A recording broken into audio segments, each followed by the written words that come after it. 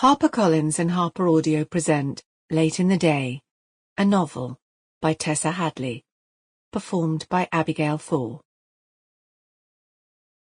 1. They were listening to music when the telephone rang. It was a summer's evening, 9 o'clock. They'd finished supper and Christine was listening with intensity, sitting with her feet tucked under her in the armchair. She recognized the music, although she didn't know what it was. Alex had chosen it. He hadn't consulted her, and now she stubbornly wouldn't ask. He took too much pleasure in knowing what she didn't know. He lay on the sofa in the bay window with a book open in his hand, not reading it. The book dropped across his chest. He was watching the sky outside. Their flat was on the first floor, and the sitting-room window looked out over a wide street lined with plane trees. A gang of parakeets zipped across from the park, and the purple-brown darkness of the copper beach next door fumed against the turquoise sky, swallowing the last light. A blackbird silhouetted with open beak on a branch must be singing, but the recorded music overrode it. It was the landline ringing. Christine was dragged away from the music. She stood up and looked around her to see where they'd put the handset down when they'd last finished with it. Probably somewhere here, among the piles of books and papers, or in the kitchen with the washing up.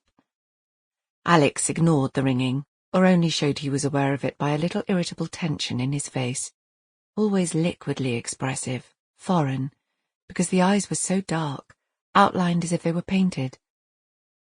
This effect was more striking as he was growing older, and brightness was leaching out of his hair, which used to be the colour of tarnished dark gold.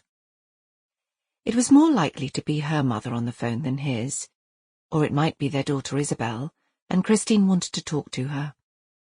Giving up on the handset, not bothering to fish in her bare feet for her espadrilles, she hurried up the stairs, taking them two at a time, she could still do it, to where the phone extension was, in their bedroom, in the attic. The music carried on without her in the room behind, Schubert or something, and as Christine dropped onto the side of the bed and answered the phone breathlessly, she was aware of the sweetness of a tumbling succession of descending notes. This room they had made under the sharp angles of the roof held in all the heat of the day and was thick with smells. Traffic fumes, honeysuckle from the garden below, dusty carpet, books, her perfume and face cream, the faint body staleness of their sheets. The prints and photographs and drawings on the walls, her own work, some of it, had sunk into the shadows, obliterated, and only the pattern of their framed shapes showed against the white paint. Through the open skylight she could hear the blackbird now. Sweetness. Yes? There was some confusion of noises at the other end of the line, as if the call was coming from a public place like a station, where it was difficult to speak. Intently someone was asking for her. "Can you hear me?" "Is it you, Lyd?" Christine felt herself smiling pleasantly, sociable even though she couldn't be seen, sitting on the low bed with her knees pressed together. She thought that Lydia must have been drinking, which wasn't unheard of. Her voice was heavy, slurring as if something in it had come loose. "What are you up to?" "I'm at the hospital," Lydia shouted.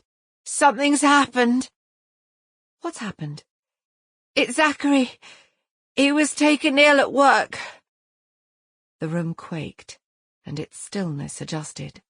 A few dust motes came spiralling down from the ceiling. Unheard of for anything to harm Zachary. He was a rock. He was never ill. No, nothing so numb as a rock, a striding, cheerful giant with torrents of energy. Christine said she would call a cab at once, be with Lydia in half an hour at the most. "Which hospital? Which ward should I come to? What's the matter with him?" "It's his heart." "He's had a heart attack?"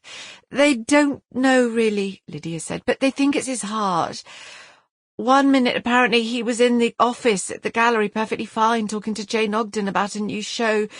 The next minute he keeled over, hit the desk, everything went flying, maybe he hit his head when he hit the desk." And what's happening now? Are they going to operate?" "Why aren't you listening, Christine? I told you. He's dead." Sample complete. Ready to continue?